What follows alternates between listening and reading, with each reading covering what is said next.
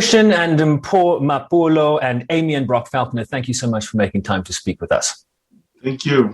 Ocean and Mpho, this was a fairly new relationship that you developed with the Myeni family in Colorado before they moved to Hawaii. Tell us briefly how you came to know them and how you came to learn of his untimely death last week. Yes, the Myenis reached out to us through Facebook after they arrived in Denver, and we responded, and they wanted to meet other South Africans in the city. So, we connected with them, and they came to our house, and, beautiful young family, and we connected with them. We had events with them with the Falconers as well, and we became a community, a growing community.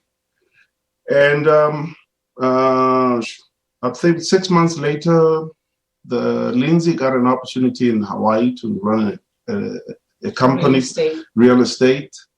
And then they moved back, and, it was heartbreaking for us because we were losing members of our community, but, they still were connected to us.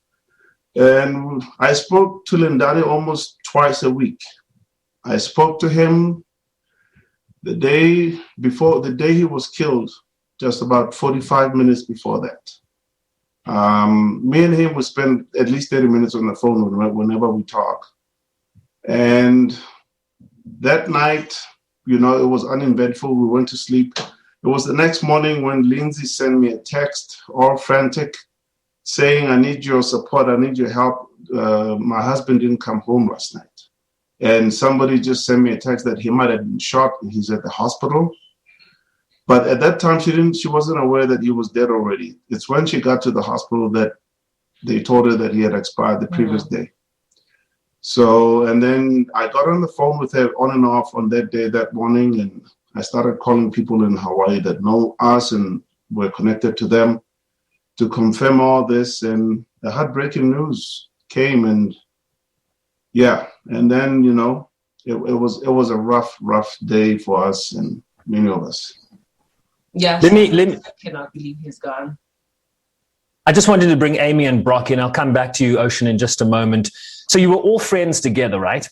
You met Lindani and Lindsay through Ocean and Mpho. What are some of the questions that you have? We've now seen the body cam footage. The police narrative is out there.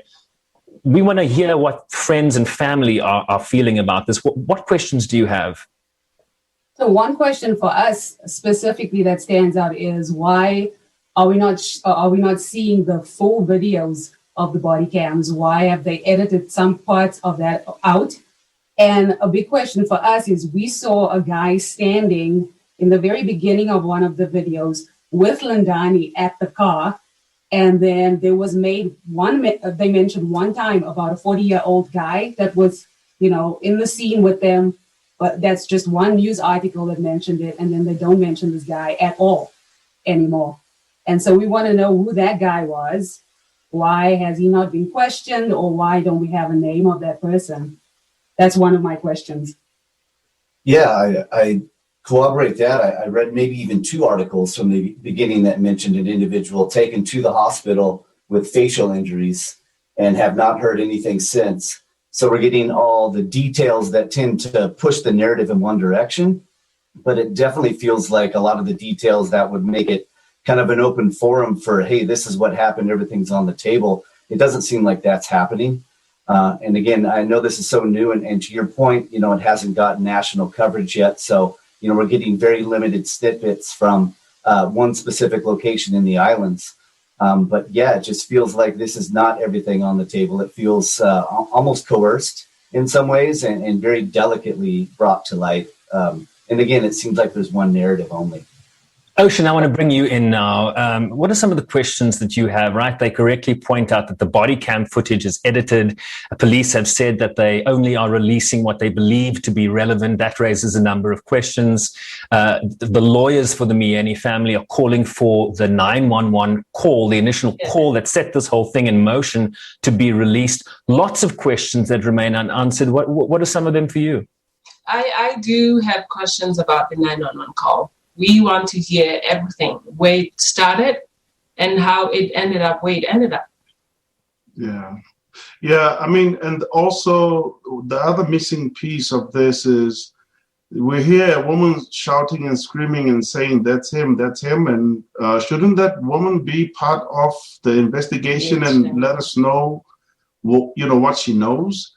And then not only that, but normally we also need to know who the cops are that killed Lindani. They haven't shown us those guys, and the report makes him look like a beast, and they say in like a matter of 40 seconds, they suffered concussions and all kinds of things. And those things don't come together. They don't make any sense. Speaking for the character of Lindani, we know him. We've spent some time with him. We've seen him in situations where we know he's a very level-headed person. I mean, big, strong guy, but he's not the kind that snaps or the kind that has a short fuse. So, yeah. That's why we call him the gentle He's a gentle, even back home, they call him a gentle giant. They do. That's who he is. So now all of a sudden, some people are painting him like he's just an animal. That we cannot sleep until that is put to rest, because that's just not acceptable. Amy and Brock, you used to go and have South African Bride Days together, did you not? Just tell us about your relationship with them and how you guys used to hang out. Well, we met Lindani and Lindsay through Oompa and Ocean, like we mentioned to you earlier on. And it was actually, almost a year ago, right? Where we had picnicked at Cherry Creek State Park, and we all came back to our place, and then Oompa and Ocean had contacted some of their friends. We called some of our friends. Oompa and Ocean and I live on the same street. Brock and I, Ocean and Oompa. I don't know why I'm starting so much. I'm nervous. But anyway, so then everyone started coming in. And of course, when Lindani and Lindsay came in, of course, the first day we met them, we see this big guy walk into our house. And of course, he does look a little intimidating, right? But then as soon as you start speaking to Lindani, he's very soft-spoken, and his demeanor stays that way. And when South Africans get together, we do our braai, Mumpo's braai, his special boerewors from South Africa that he makes himself. We make vetkoek and mince, and we all have been drinking a little bit, and so we tend to get a little bit loud. But he never gets loud. Lindani was always the same demeanor. So for people to say that he was aggressive is really beyond us. We cannot understand that. Brock, let me ask you this. I mean, as an American, right, this comes at a time where this is front and center in the United States. Police killings of black and brown men. I mean, we hope often that it never hits our families or our circle of friends, but this is something that is a broader issue than just this case. Can you speak to that? Can you explain how Americans are feeling to South Africans about this issue? Yeah, and let me first just put out that I am not a chosen speaker for America, right? I'm answering a question. This is not a position that I've earned or been voted into. But yeah, absolutely. I mean, we have, a trial coming to an end for George Floyd. Obviously, that's, very tenuous circumstances. We have friends that actually are South Africa in Minnesota. So obviously, they're very front and center with a few different instances that have gone over there in the past year. There's a lot of different things going on, right? The climate is very high. I mean, we had a change of election, but it just seems like things are kind of business as usual and in the wrong way. We just keep hearing this stuff. We keep experiencing these circumstances. And, it's just high time that, I myself, I'm not trying to lead any kind of charge, but the time to be quiet, the time to just feel like, hey, it's happening in the TV screen or over there, not here, it's done. And this was before anything happened with Lindani, and you couldn't be more right. This is hitting closer to home than I ever could have imagined.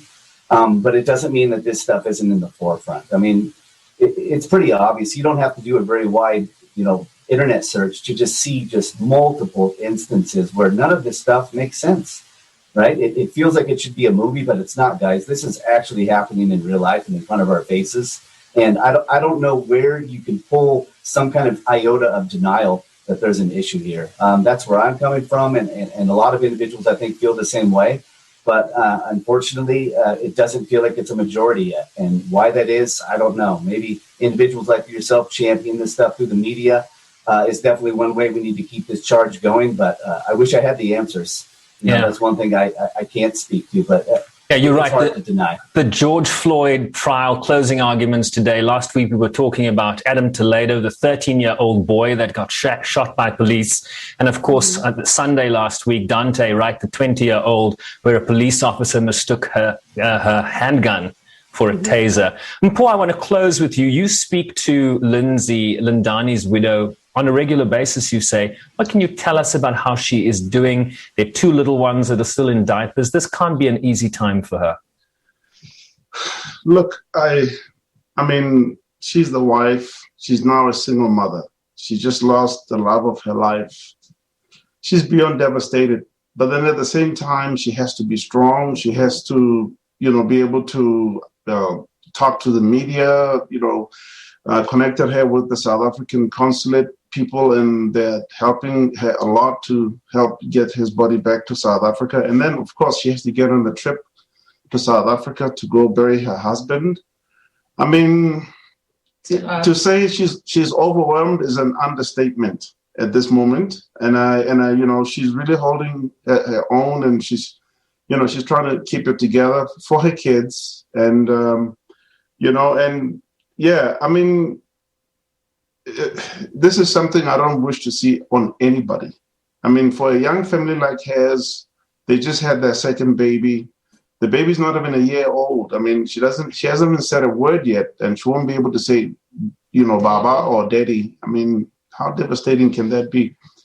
It's rough, man. It's really rough. And, at the bottom of it, and Lindsay is also she's very adamant about this. She wants the whole truth to be revealed, because to anybody who has any sense, without any judgment, you look at the videos, you're like, I'm missing something. Something is not making sense there. So we are asking for this. This is what and even the news are not even talking about this story at all, because it's a black man who got shot and apparently attacked the police. So it's a closed case, it's like, forget about it. Yeah, but I think maybe they didn't realize they messed with the wrong person here. We're going to make the most noise that we can to bring this to the light. Ocean and Paul, Amy and Brock, our condolences once again, but thank you so much for taking the time to speak with us so that we can keep the story front and center and really keep South Africans abreast of developments here. There's a great deal of interest in the story back home, as you can well imagine. Thank you for taking the time. Thank you. Well, thank you very much. And Sherwin joins us now to discuss this and, of course, the closing arguments that are still underway in the trial of the former police officer Derek Chauvin, accused of the murder of George Floyd. Sherwin, hi to you. Thanks indeed for joining us on the program. From the clip that we saw there, clearly an emotional group of friends seeking answers into the death of their close friend in Honolulu. What's the latest you have on that investigation? Yeah, tough to watch that interview and just really understand the pain that this family is going through. Griselda, a mother with 2 little babies that will seek justice for her late husband. We were in contact with the attorneys for the family this weekend. So the latest we have in terms of this investigation really does come from what the defense is seeking answers to here. Not the defense, I beg your pardon, the family attorney. Jim Bickerton says that we've not heard the 911 tapes, Griselda. They want to see all the body cam footage released. And they're also raising questions about the fact that police are still holding Lindani Myeni's telephone as evidence. They want to understand why they are keeping that as evidence. They also say that Lindani was not given the chance to hear the required words, "This is the police." You see the footage in that first video, body cam footage of the policeman arriving with his gun drawn, a torch, a flashlight into the eyes of Mr. Myeni, saying, you need to get down. They do not announce themselves that this is the police. They call this an unconscionable failure. And then he also raises questions about the woman that was shouting on the video. We don't know who that is, what the circumstances around the initial 911 call is. But I can tell you, Priscilla, we'll be speaking to the lawyers later today, and hopefully we'll get additional clarity from them. Yeah, Sherwin, let's move now to the trial of the former police officer, Derek Chauvin, who faces multiple charges, including second-degree and intentional murder. We had closing arguments first from the prosecution, and we understand that the defense is now making their closing argument. Give us the latest there. Yeah, we had about 2.5, 3 hours of a closing statement from the prosecution that went first, Griselda. The defense now for Derek Chauvin is at the microphone. giving their closing argument, really seeking now to convince the 14 jurors who will then get this case at the conclusion of today's events and go into a sequestered area where they have to now come up with a verdict. Let's listen to part of what the prosecutor, Steve Schleicher, was saying as he concluded his arguments today. The judge has power, but he cannot convict the defendant. That power belongs to you. You have that power, and only you have the power to convict the defendant of these crimes, and in so doing, declare that this use of force was unreasonable. It was excessive. It was grossly disproportionate. It is not an excuse for the shocking abuse that you saw with your own eyes, and you can believe your own eyes. This case is exactly what you thought when you saw it first, when you saw that video. It is exactly that. You can believe your eyes. So part of the defense argument, which we haven't heard yet to its completion, Griselda, is that the starting point, they want the jury to understand that the starting point for them is that Derek Chauvin is innocent until proven guilty. So that should be the starting point. Despite whatever narrative is out there, despite the video evidence, Derek Chauvin is innocent until proven guilty. They claim that the state has failed to meet its burden of proof. It's the burden of proof in terms of presenting evidence that can convict the accused. They also say that if you are talking, you are breathing. It's reasonable, therefore, for police officers to believe that George Floyd his breathing was fine if he was able to talk. Of course, this is disputed. The defense also saying a reasonable officer would take into account that some people lie about having a medical emergency in order to not get arrested. These are some of the narratives that are now emanating from the closing argument of the defense. Of course, at the end of today, this goes to the 14-man jury. They will be sequestered. They will not be able to leave. They will not have outside contact. And who knows how long their deliberations are going to take in terms of the 3 charges, including second-degree murder, that Derek Chauvin is facing, Griselda. Sherwin, thank you very much indeed for that update on both those very key stories. Thanks indeed for your time this evening.